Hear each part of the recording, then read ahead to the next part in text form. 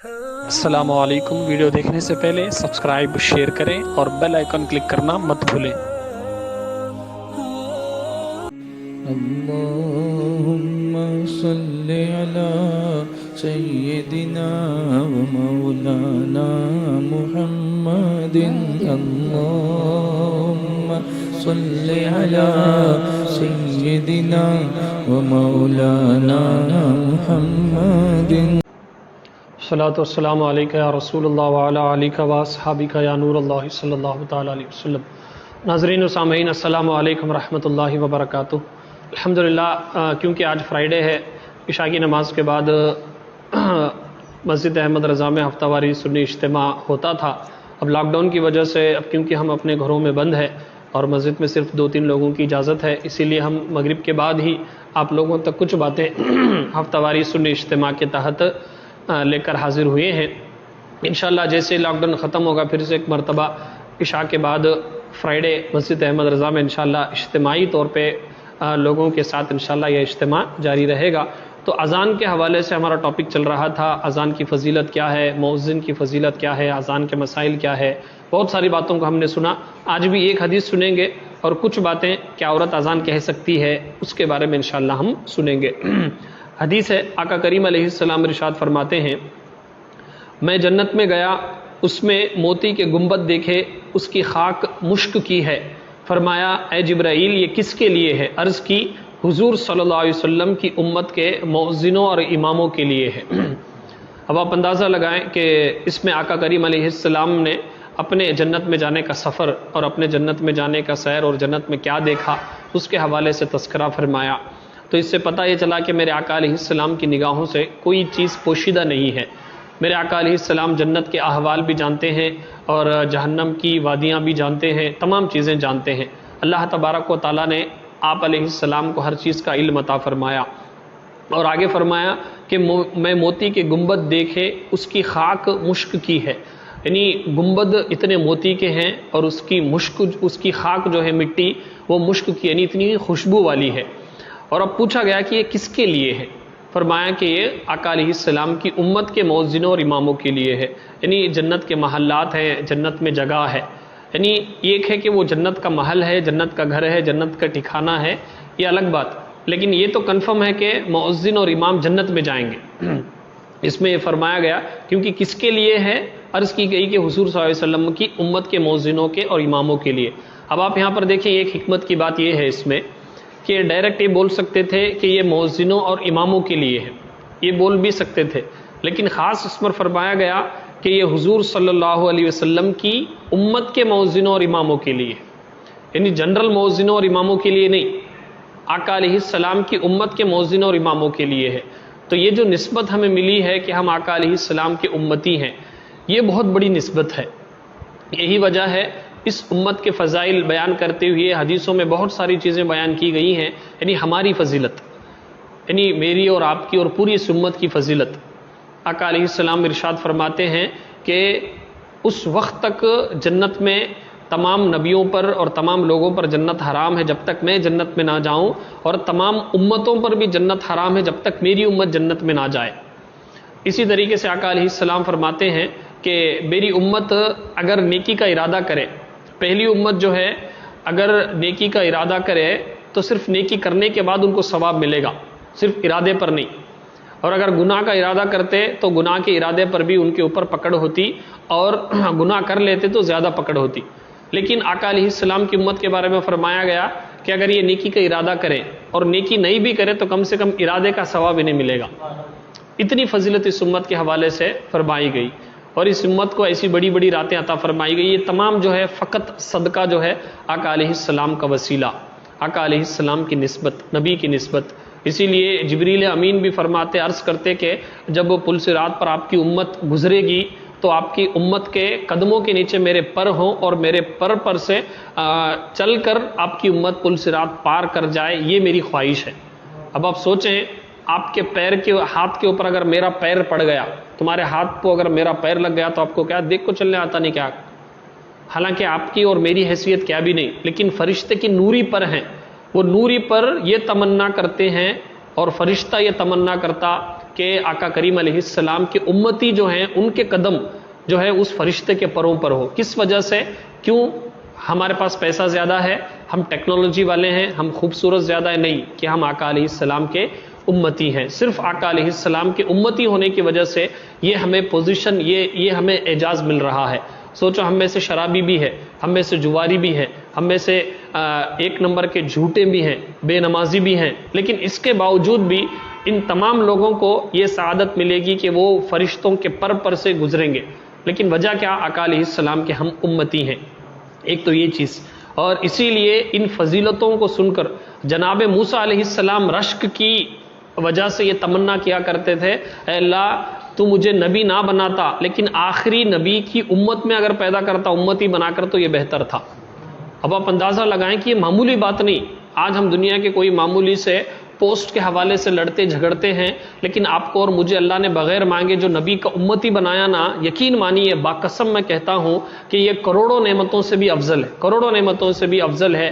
کہ آج جو ہم شکوہ شکایت کرتے ہیں کہ میرے پاس وہ نہیں ہے، میں غریب ہوں، میرے پاس پراپرٹی نہیں ہے، خود کا گھر نہیں ہے، بزنس ڈاؤن ہو گیا میرے پاس نوکری نہیں ہے، مجھے اچھا بولنے نہیں آتا، میرا رنگ کالا ہے، میری ناک اچھی نہیں ہے، میرا ہیئر سٹائل اچھا نہیں ہے، مجھے یہ نہیں ملا، مجھے یہ نہیں ملا، یہ سب چھوڑیں. لیکن صرف ایک نعمت کہ میں اور آپ آقا علیہ السلام کے امتی ہیں، یہ اتنی بڑی نعمت ہے. اللہ کی عزت و جلال کی قسم، میدان محشر میں جب یہ ہمیں محسوس ہوگا کہ آقا علیہ السلام کی امت میں پیدا ہونے کی وجہ سے جو ہمیں برکتیں ملیں گی، وہ تمنا کریں گے کہ اللہ، دوسرے لوگ یہ تمنا کریں گے اس وقت کہ اللہ میری پوری نعمتیں لے لیتا، لیکن صرف ایک نعمت اگر عطا کرتا کہ میں نبی کا امتی بنتا، آخری نبی کا، یہ میرے لیے کافی ہوتا.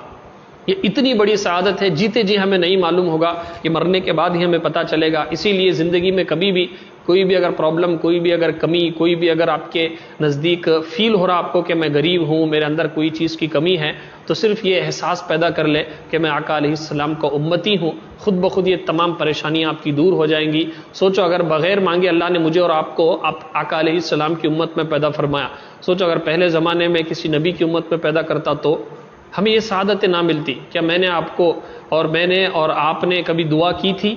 نہیں، اللہ نے بغیر مانگے عطا فرمائی. تو یہ ایک ایسی نعمت ہے کہ آقا علیہ السلام کی امت میں پیدا ہونا. میرا یہ ٹاپک نہیں ہے پھر، کیونکہ ٹاپک سے ہٹ جاؤں گا، صرف اسی پر کہ آقا علیہ السلام کی امت میں پیدا ہونا اور آقا علیہ السلام کا امتی ہونا یہ کتنی بڑی شان کی بات ہے، کتنی بڑی سعادت کی بات ہے. اس پر اگر میں بولتا چلا جاؤں تو کئی گھنٹے لگ جائیں گے. تو اس قدر آقا علیہ السلام کی شان ہے، وجہ کہ ہماری کوئی اوقات نہیں ہے، اور جو کچھ بھی ملا ہے، جس کو بھی ملا ہے، وہ آقا علیہ السلام کے صدقے میں ملا ہے. تو یہ جو اماموں کو، مؤذنوں کو یہ جو جنت میں مقام مل رہا ہے، یہ بھی آقا علیہ السلام کے صدقے اور وسیلے سے مل رہا ہے. اسی لیے ہمارے امام اہل سنت فرماتے ہیں، لا و رب العرش، جس کو جو ملا ان سے ملا، بٹتی ہے کونین میں نعمت رسول اللہ کی. جو کچھ بھی نعمت مل رہی ہے فقط آقا علیہ السلام کے صدقے اور وسیلے سے مل رہی ہے. اور آگے مؤذنوں اور اماموں کے لیے جنت کا یہ اعلیٰ مقام. اب اس میں یہ بات یاد رکھیں کہ مؤذن ایک پروفیشنلی جو بن گئے، ان کا کام ہی وہ پیشے کے طور پہ وہ امام ہے، مؤذن ہے، تو وہ بات تو ہے اپنے مقام پر. لیکن اس فضیلت سے، کیونکہ اس میں خاص نہیں ہے، تو آپ بھی اور میں بھی اگر ہمارے اندر اذان دینے کی کوالٹی ہے اور ہم اذان دے سکتے، تو انشاءاللہ اللہ کی رحمت سے امید ہے میں اور آپ بھی اگر اذان دیں گے تو ہم بھی مؤذنوں میں شامل ہوں گے اور ہمیں بھی یہ برکت ملے گی. اور آپ کو اور مجھے اگر نماز پڑھانے کی صلاحیت ہے، ہم سیکھ کر اگر دوسروں کو نماز پڑھا سکتے ہیں، امامت کر سکتے ہیں، تو انشاءاللہ اللہ کی رحمت سے امید ہے کہ ہمیں بھی یہ مرتبہ ملے گا، ہمیں بھی یہ سعادت ملے گی. تو اس سے دو تین باتیں یہ پتہ چلی. نمبر ایک کہ آپ کے گھروں میں اگر 4-5 بچے آپ کے ہیں، آپ کے ذہن میں یہ ہے، تو آپ ڈاکٹر کے ساتھ ساتھ اسے امام اور مؤذن بھی بنا سکتے. یہ آج فیلڈ الگ نہیں ہے. آج کے زمانے میں 2021 میں آپ کو بول رہا ہوں کہ میں آپ کے سامنے جو بیان کر رہا ہوں، تو میں کوئی اتنا بڑا عالم نہیں ہوں کہ میری پوری زندگی مدرسے میں پڑھی ہو. میں الحمدللہ اسکول، کالج، یونیورسٹی میں میری زندگی گزری ہے. اللہ کی عطا سے، سنی دعوت اسلامی کے ماحول سے، اللہ نے علماء کی صحبت سے یہ علم عطا کیا کہ الحمدللہ میں نماز بھی پڑھا سکتا ہوں اور اذان بھی دے سکتا ہوں. یہی آپ سے بھی گزارش ہے کہ ایسے ماحول سے اپنے بچوں کو وابستہ کریں کہ آپ کا بچہ ڈاکٹر، انجینئر، لیکچرر، پروفیسر اور ایک بزنس مین اور ایک جاب کرنے والے کے ساتھ ساتھ، ایک میکینک کے ساتھ ساتھ، ایک کارپینٹر کے ساتھ ساتھ، ایک الیکٹریشین کے ساتھ ساتھ وہ اذان بھی کہہ سکے، وہ نماز بھی پڑھا سکے اور یہ سعادت حاصل کرے. تو نمبر 1 یہ گزارش آپ سے یہ ہے کہ ایسے ماحول سے، ہمارا ماحول ہے سنی دعوت اسلامی کا، اس ماحول سے آپ جڑا دیں. ایسے آپ کو ہزاروں پروفیشنلز مل جائیں گے کہ جن کو دیکھ کر آپ یہی سمجھیں گے کہ یہ عالم ہے یا مفتی ہے یا قاری ہیں، لیکن ان کی پوری زندگی اسکول، کالج، یونیورسٹی، انگلش پڑھاتے پڑھاتے گزری ہے. تو ایسے آپ کا بچہ بھی بن سکتا، اور جتنے نوجوان مجھے سن رہے ہیں آپ بھی یہ سعادت حاصل کر سکتے ہیں. نمبر 1 یہ. نمبر 2 یہ، خاص کر آپ اپنے گھر میں پلان کریں، آپ کا بیٹا، آپ کا بھانجا، آپ کا بھتیجا کوئی ہے تو اسے یہ ارادہ کریں کہ یہ ہے کہ پروفیشنلی وہ کام کرنا، نہیں تو بھی کم سے کم میں ڈاکٹر بنتا ہوں لیکن دن میں 2 نمازیں میں پڑھاتا ہوں، میں انجینئر بنتا ہوں لیکن دن میں 3 مرتبہ میں اذان بولتا ہوں ہمارے محلے کی مسجد میں. یہ کر سکتے آپ. یہ آپ اپنے بچے کو یہ شروع سے ذہن دیں. ہمارے یہاں ایک ہماری بڑی خراب عادت یہ ہوتی ہے کہ ہمارے یہاں ہوتا جو اچھا شارپ بچہ رہتا، انٹیلیجنٹ بچہ رہتا، اسے ہمیں اسکول کالج میں ڈالتے، اور جو نارمل بچہ رہتا، اچھا نہیں پڑھتا رہتا، اسے بھی ڈالتے. اب انہیں وہ الٹی سیدھی حرکتیں کرتا رہتا، اسکول کو جاتا نہیں رہتا، مذاق و شرارتیں کرتا رہتا، ٹیچرز کو ستاتا رہتا، تو اسے بولتے ہیں اللہ ستا لے رہا حضرت، اسے کوشش مدرسے میں ڈالنا کا تو ہوں.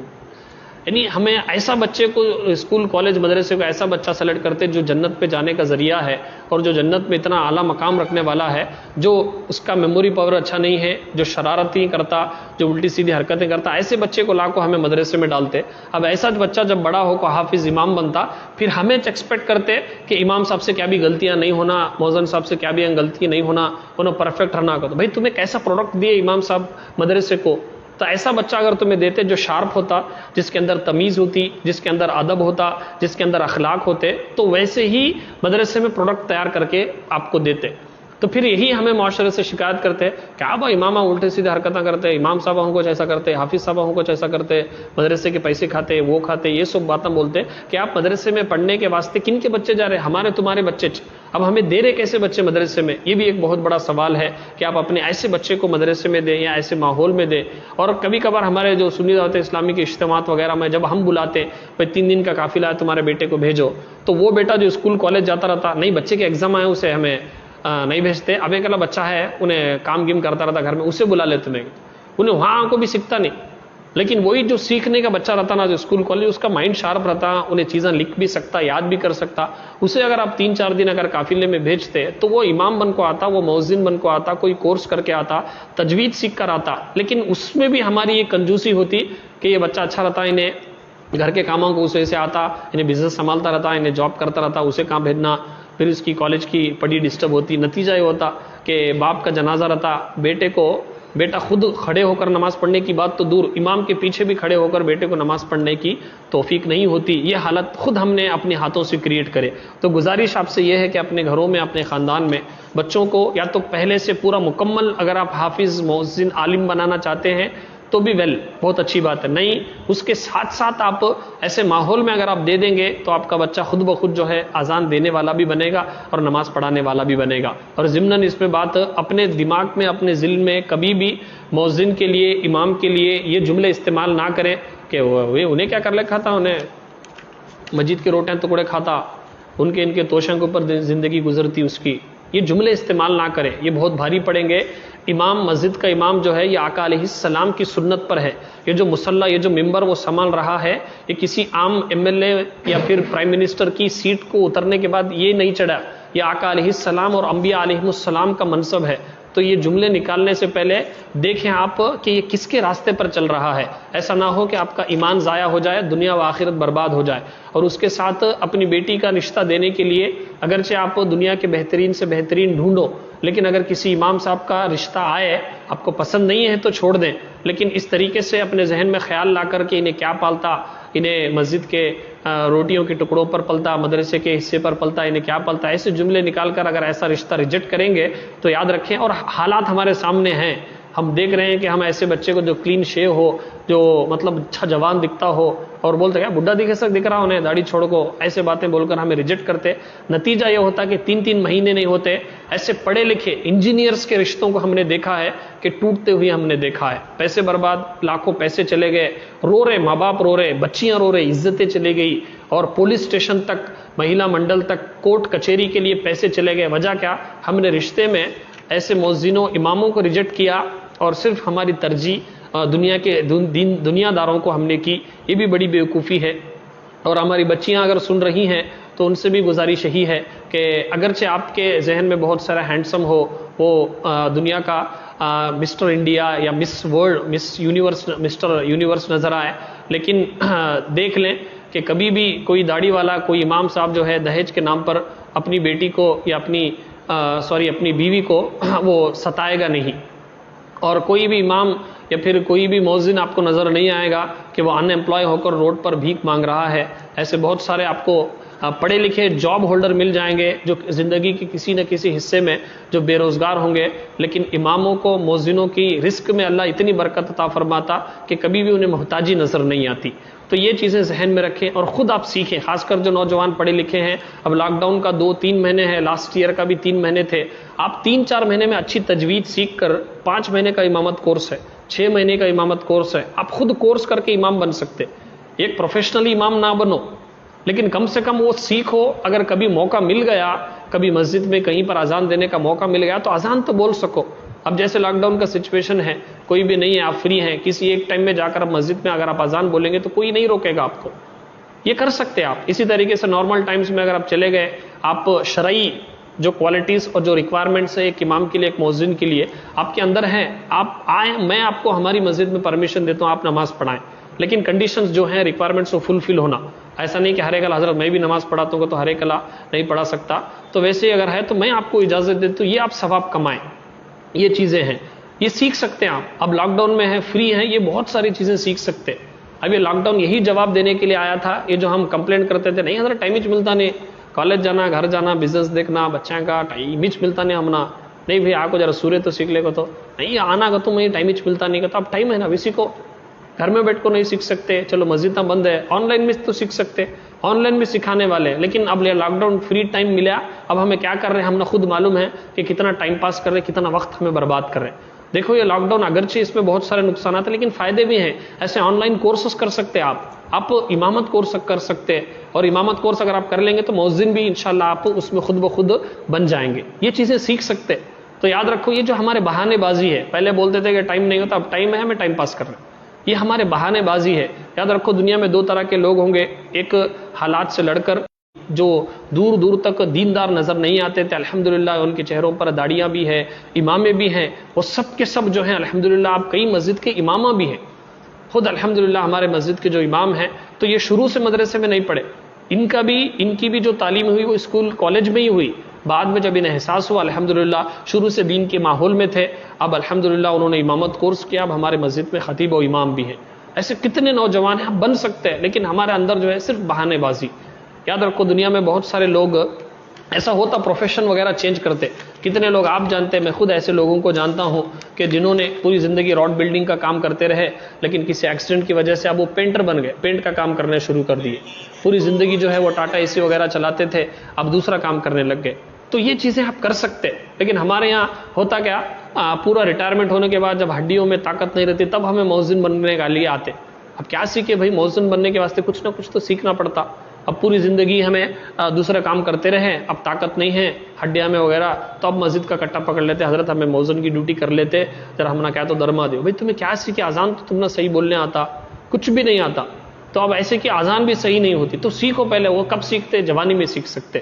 تو اچھی طریقے سے یاد رکھیں، یہ گزارش یہی ہے کہ آپ اس کے لیے کوشش کریں، آپ کر سکتے، کوئی چیز ناممکن نہیں ہے۔ جتنے لوگ سن رہے ہیں آپ آرام سے اس کو چیلنج لیں، آپ سیکھیں، یا پھر اس کے بعد آپ سیکھیں، روزانہ آدھا گھنٹہ بھی اگر آپ کسی اچھے عالم دین کے پاس ٹائم دیں گے تو آپ اذان اور امامت کے لائق ہوں گے، تو انشاءاللہ آپ یہ فضیلت سے انشاءاللہ فائدہ اٹھا سکتے ہیں۔ مسئلہ سن لیں، عورتوں کو اذان و اقامت کہنا مکروہ تحریمی ہے، کہیں گی گنہگار ہوں گی اور اعادہ کیا جائے۔ عورتیں اذان نہیں بول سکتے، اقامت بھی نہیں بول سکتے، اور اگر کہیں گی تو گنہگار ہوں گی۔ اب دیکھو ذرا اس میں کتنی باریکی ہے، دیکھو ایک طرف اذان بولنے والے کے لیے جنت میں مقام و مرتبہ، دوسری طرف اذان بولنے والے کے لیے گنہگار ہوں گی۔ وجہ کیا، شریعت کا مزاج ہے، اسی لیے جو کام ہمیں نیک سمجھتے ہیں وہ نیکی نہیں ہوتی۔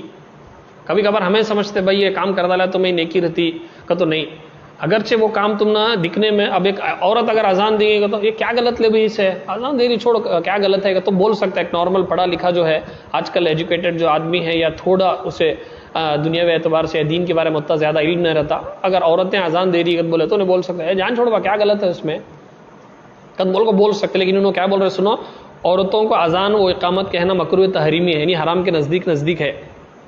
کہیں گی گنہگار ہوں گی، یعنی ثواب نہیں الٹا گناہ ملتا. اس سے پتا چلا ایک کام تمہیں کر رہے، نماز پڑھ رہے، روزہ رکھ رہے، روزداروں کو کھانا کھلا رہے، حج کر رہے، عمرہ کر رہے، اگرچہ وہ کام تم نے نیک دکھ رہا لیکن اس میں تھوڑی شرعی غلطی کی وجہ سے وہ کام نیک نہیں، گنہگار ہوتے رہتے تمہیں. ایسے کئی مثالیں آپ کو ہم دے سکتے ہیں، ٹائم نہیں ورنہ ٹاپک ڈائیورٹ ہو جائے گا. ایک مثال آپ کو میں دوں گا. مثال کے طور پہ جہاں پر فرض ہے خرچہ کرنا ضروری ہے وہاں خرچ نہیں کرے، جیسا آپ نفلی کاموں میں خرچ کریں گے تو ثواب نہیں ملے گا، الٹا آپ کو وہ فرض ادا نہیں کرنے کی وجہ سے بندہ گنہگار ہوگا.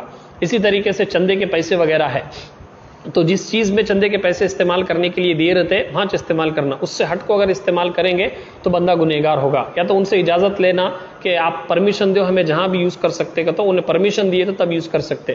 اسی طریقے سے بہت ساری چیزیں ہیں جسے ہمیں جائز سمجھ رہے ہوتے لیکن گناہ ہوتا، اسی لیے علم سیکھنا، مسائل سیکھنا ضروری ہے. نماز پڑھ لینا یہ کوئی کمال نہیں، لیکن نماز پڑھنے سے پہلے علم سیکھنا ضروری ہے. کبھی کبھار علم نہیں سیکھنے کی وجہ سے نماز پڑھنے والا بھی گنہگار ہوتا. اب جیسے غسل کے مسئلہ نہیں سیکھا انہیں، پانی نہانے کے صحیح مسائل اسے نہیں آتے، اب ناپاک حالت میں مسجد میں آئے گا تو گنہگار ہوگا، ثواب نہیں الٹا گناہ لے کو جاتا ہوں. اب وضو نہیں سکا، بعض لوگوں رہتے ٹوپی ہانچ رہتی ان کی، ایسا چنو وضو کرتے رہتے. اب پانی جیسے یہ پیشانی کے جہاں سے بال اگتے ہیں وہاں سے دھونا فرض ہے، پانی لیتے یہاں سے ڈال لیتے، ایسا لگتا ہے یہاں سے گر جاتا، یہاں دھونا فرض ادا نہیں ہوتا، کچا ہاتھ لگا لیتے تو اب وضو نہیں ہوا، ایسی حالت میں نماز پڑھنا گناہ، ثواب نہیں ملا اس. تو اسی لیے علم سیکھنا ضروری ہے. کہ جو بار بار ہم دعوت دیتے کہ قافلے میں آؤ، اجتماع میں بیٹھو، یا کوئی کورس کرو، آن لائن کورس کرو، کیا واسطے دیتے گا؟ تو دنیا والوں کو نہیں سدھارے بھائی، تمہیں بہت بڑے عالم نہیں بنے تو نہیں بنے بھائی، لیکن کم سے کم جو تمہیں نیک کاما کرتے، جو تمہیں جمعہ کی ایک نماز پڑھنے آتے نا، وہ نماز تو صحیح ہو تمہاری، وہ نماز تو ثواب پڑھنے کے بعد ثواب مل سکے. علم سیکھو، مسائل سیکھو. جب تک مسائل نہیں سیکھیں گے تو ثواب نہیں ملے گا، الٹا گناہ ملے گا. کہیں گی تو گنہگار ہوں گے. اور اعادہ واجب ہے مسجد وغیرہ میں جہاں پر ضروری ہے، جیسے مسجد میں اقامت نماز پڑھنے کے لیے اذان کہنا ضروری ہے، تو وہاں اگر بائی مسٹیک ایسا نہیں ہوتا، لیکن پھر بھی سمجھانے کے لیے علماء نے بتایا ہے ایسا نہیں ہوتا کہیں پر بھی، لیکن اگر عورت اگر اذان کہے گی تو یہ جو ہے گنہگار ہوں گی. ہاں یہ الگ ہے کہ گھر میں ہے، بچے کے کان میں اذان بول سکتی، وہ الگ مسئلہ. گھر میں برکت کے لیے اذان بول سکتی، وہ گھر میں جو ہے حصول برکت کے لیے اگر اس کی آواز غیر مردوں تک نہیں جاری، اور بچے کے کان میں اذان دیتے وقت بھی آس پاس کوئی اجنبی نہیں ہے، باہر والے کوئی بھی نہیں ہے، سب عورتیں ہیں، یا پھر مرد ہے تو بھی اس کا شوہر ہے، اس کا بیٹا ہے، اس کا بھائی ہے، اس کا باپ ہے، تو ان کے سامنے اگر عورت اذان دے گی تو انشاءاللہ اس کو بھی برکت ملے گی. لیکن یہاں جو مسئلہ بتایا جا رہا یہ نماز کے لیے، مسجد میں جو اذان دی جاتی اس کے بارے میں بتایا جا رہا. وہاں اگر عورت اذان دے گی تو ثواب نہیں ملے گا، الٹا گنہگار ہوگی. گنہگار اس لیے ہوگی کیونکہ اس کی آواز جو ہے غیر مردوں تک پہنچتی ہے، دوسرے مردوں تک پہنچتی ہے. اس سے آپ اندازہ لگائیں دونوں طرف بھی. ایک ہماری بچیاں ہیں تو غور کر لیں کہ اذان کے ذریعے سے بھی دیکھو، اذان کی آواز سنے تو باہر دوسرے مرد کے دل میں برا خیال نہیں آتا.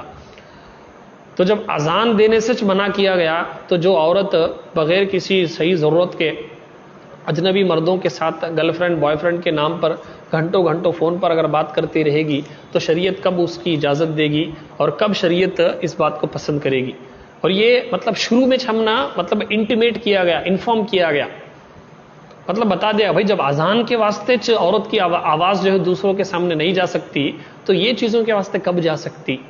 اسی طریقے سے ایک تو یہ ہماری بچوں کے لیے ہمیں غور کرنا کہ ہماری بچی، اور یہ بھی غلط مسئلہ ہے کہ شادی ہوئی تبھی لڑکی شوہر سے بات کر سکتی، تبھی چنے ہسبینڈ وائف. منگنی ہونے کے بعد یہ کہ LLR نہیں ملتا ہے کہ تمہیں بات کر سکتے بھائی کا، تو وہ لائسنس بعد میں LLR کا، تو ایسا نہیں ہے یہ، سمجھے؟ تو وہ اجنبی ہی ہے، ضرورت ہے تو ایک مرتبہ بات کر سکتی، لیکن اگر نہیں ہے تو یہ بات کرنا حرام و ناجائز ہے. اب یہ جو ہے جب اذان ہی، وہ اجنبی مرد ہے، اور کتنی شادیاں صرف اس وجہ سے اس کا بڑا سبب ٹوٹتی منگنی سے پہلے، شادی کے بعد، منگنی کے بعد اسی لیے ٹوٹتی کیونکہ منگنی کے بعد اتنا کلوز ہو جاتے اور اس قدر لڑکا لڑکی کے ساتھ جو ہے انٹرچینج آئیڈیاز وغیرہ بات چیت کرنا ہو جاتا، نتیجہ ہوتا کہ شادی سے پہلے منگنیاں ٹوٹ جاتی. کیونکہ ایک دوسرے کی ویکنیسز آ جاتے ہیں. یہ شریعت کے اصول ہیں. دیکھو یہ چیزیں جب سمجھیں گے پریکٹیکلی تو تب بات سمجھ میں آئے گی. اب اجنبی مرد انہیں منگنی ہو گئی, منگنی کیا بولتے ہیں, ایک وعدہ ہے. It is a promise to be married. وعدہ کرتے بھائی ایسے دن میں ہماری بچی کو تم نہ دے دے گا, تو ایک وعدہ ہے, نکاح نہیں ہوا ابھی, انہیں اجنبی رہ جائے سچ. اب یہاں باتیں چل رہے, پوری رات باتیں چل رہے. ابھی نے فون نہیں رہتا بھی فون ان کو اسے دلاتا. اب پوری باتیں چل رہے, 3 گھنٹے 2 گھنٹے چل رہے. اب آج کل ویڈیو چیٹ ہے, ویڈیو چیٹ بھی چل رہا. نتیجہ یہ ہوتا, اب وہ یہ بالکل غلط طریقہ کہ منگنی کر کو 1 سال چھوڑنا. میرے نزدیک, میری رائے میں منگنی کا آج کے دور میں منگنی کینسل, ڈائریکٹ شادی کرنا, یہ میری رائے ہے. ہو سکتا ہے کہ کوئی اختلاف کرے, لیکن اختلاف اگر کرے گا بھی تو اس کے جو نقصانات ہیں آپ کے سامنے ہیں. اب ہمارے یہاں منگنی بھی 2-3 لاکھ کی ہو رہی, اب اس کا ایک الگ نقصان. اس کے بعد جب منگنی ہونے کے بعد جو ٹوٹ جاتی, پھر رشتے نہیں آتے, لڑکی کے لیے بھی اس کے لیے بھی جو پرابلمس ہوتے, یہ بہت زیادہ اس کے اندر خرابیاں ہوتے. پھر یہ ٹاپک الگ ہو جاتا. بہرحال تو یہ مرد عورتوں کے درمیان جو ہے یہ. اسی طریقے سے ہمارے نوجوان بھی تھوڑا سمجھنا. اب یہ لڑکی کو بات کر رہے جا رہے, بھئی یہ تمہاری نیکسٹ ہونے والی زندگی سدھارنے والی نے, اب تمہیں شریعت اسے سمجھانا. اب آج جو لڑکی تمہارے ساتھ 2-3 گھنٹے بات کر رہی, اپنے ماں باپ کو دھوکہ دیکھو, تو کل تم نہ بھی دھوکہ دے سکتی نے. جب ماں باپ کو دھوکہ دے سکتی, 9 مہینے اپنے پیٹ میں رکھو جو ماں جنم دی اسے دھوکہ دے سکتی, 2-3 گھنٹے تمہارے ساتھ بات کر رہے ہیں تو تم نہ بھی دھوکہ دے سکتی. تو نتیجہ یہ ہوتا کہ ہمارے نوجوان بھی جو آپ سلیکٹ کریں کہ اپنی ہونے والی بیوی کو, تو یہ چیزیں دیکھیں کہ وہ شریعت کی پابند ہے یا نہیں. حدیث میں فرمایا گیا کہ 4 چیزوں کو دیکھ کر انسان نکاح کرتا ہے, خوبصورتی اور خاندان اور مال اور دینداری. تم دینداری کو پریفر کرو, تم دینداری کو ترجیح دو.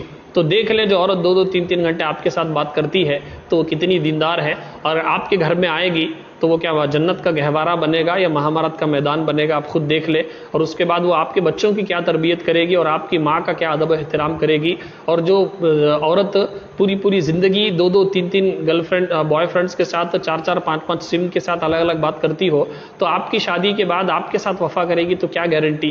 تو کتنے ایسے کیسز ہوتے کہ شادی کے بعد بھی گھروں میں بگاڑ پیدا ہوتا. یہ سب چیزیں سیکھنا ہے. تو عورتوں کو اذان و اقامت کہنے کا, اذان کی فضیلت آپ پچھلی مرتبہ سن گئے کہ کتنی اس کی فضیلت ہے, لیکن اس کے لیے جب منع کیا گیا تو اب ہماری عورتیں جو سنگنگ کمپٹیشن ہے, جو اس میں بات کرنا, نتیجہ آپ دیکھ لیں خود. اب یہ ہو سکتی کہ کتنے پرانے باتیں کر رہے نا انہوں, آج 2021 میں پورے 1500 سال کی پرانے باتیں کر رہے ہیں. اب لیٹسٹ اپڈیٹڈ رہنا, یہ زمانے میں وہ سب باتیں کر لے بیٹھے نہیں ہوتا کا. تو اب دیکھ لیں آپ کے گھروں کی حالات اور ہماری زندگیوں کی حالتیں کیسی ہیں, اور سکون اور اچھے رشتے کیسے ہیں, آپ خود اس کا فیصلہ کر لیں. بہرحال یہ مسئلہ آپ ذہن میں رکھیں. عورتیں اپنی نمازیں ادا پڑھیں ہوں یا قضا, اس میں اذان و اقامت مکروہ ہے, اگرچہ جماعت سے پڑھیں. تو اذان و اقامت ہرگز عورتیں نہیں کہہ سکتی, چاہے وہ ادا پڑھے یا قضا پڑھے, کسی بھی صورت میں وہ جو ہے اذان اقامت نہیں کہہ سکتی. اور بہت سارے مسائل ہیں, آپ پابندی سے انشاءاللہ آن لائن جڑے رہیں, اور ہمارے جو بھی سوشل میڈیا کے یوٹیوب ہے, فیس بک ہے, واٹس ایپ وغیرہ ہے, اس سے آپ جڑے رہیں. ایسی بہت ساری اچھی باتیں انشاءاللہ آپ کو ملتی رہیں گی. دعا ہے کہ اللہ تبارک و تعالی ہم سب کو کہنے سننے سے زیادہ عمل کی توفیق عطا فرمائے. مالک کریم کہنے سننے میں اگر کچھ غلطیاں ہوئی تو اپنے محبوب کے صدقے بھی معاف فرما, اور اس کی اصلاح کی توفیق عطا فرما. استغفر اللہ ربی من کل ذنب واتوب الیہ وما علینا الا البلاغ.